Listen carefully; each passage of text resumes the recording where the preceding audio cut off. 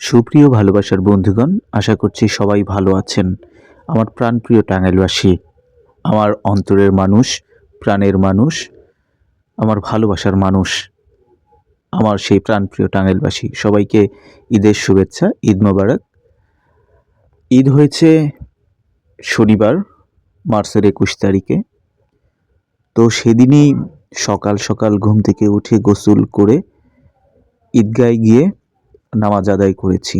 নামাজ শেষে আপনারা দেখতেই পাচ্ছেন হাজার হাজার মানুষের মেলবন্ধন, কত পরিচিত প্রিয়জন, ভালোবাসার মানুষের সাথে দেখা, কোলাকুলি করা, ভালোবাসার আদান প্রদান করা।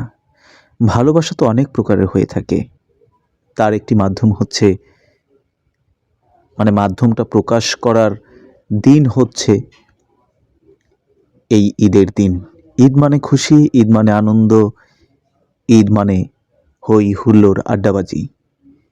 সুপ্রিয় ভালোবাসার বন্ধুগণ, ঈদের নামাজ যে ঈদগায় বা ঈদের মাঠে পড়েছি সেটা হচ্ছে ধুলের চর মাদ্রাসা। সেখানেই আসলে ঈদের নামাজটি আদায় করা হয়েছে। তো হাজার হাজার মানুষ এখানে উপস্থিত ছিল। আমার প্রাণপ্রিয় টাঙ্গাইলবাসী, আপনারা কে কোথায় ঈদের জামাতে সামিল হয়েছেন, ঈদের নামাজ আদায় করেছেন, অবশ্যই কিন্তু কমেন্টস করে জানাবেন। আমাদের টাঙ্গাইল ডিস্ট্রিক্টটা অনেক বড়, মোট 12টি উপজেলা আমার জেলায় রয়েছে। আমি টাঙ্গাইল সদর উপজেলায় থাকি, পৌরসভার 2 নং ওয়ার্ডে, এনায়েতপুরে। তো এনায়েতপুরের আমাদের ঈদগাতেই আমরা নামাজ আদায় করেছি। তো যে যেখান থেকে ঈদের নামাজ আদায় করেছেন, যে এলাকা থেকে করেছেন, তারা মন্তব্য করে জানাবেন। আমরা ছোটবেলায় এভাবেই যেতাম।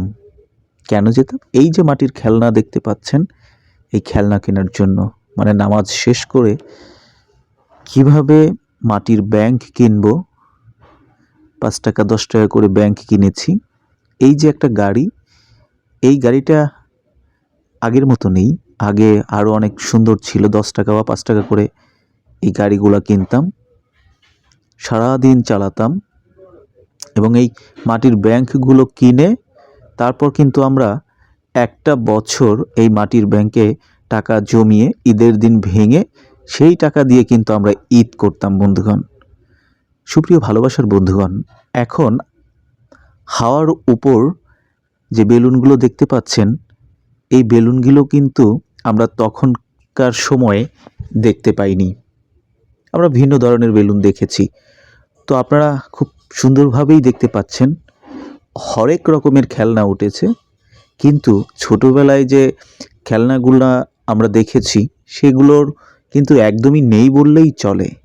মাটির ঘোড়া, সেই টমটম গাড়ি, রকেট, কত কিছু, স্টিলের পিস্তল, কত কিছু। এখন কিন্তু সেই সব কিছুর কোনো ছিটে ফোঁটা নেই।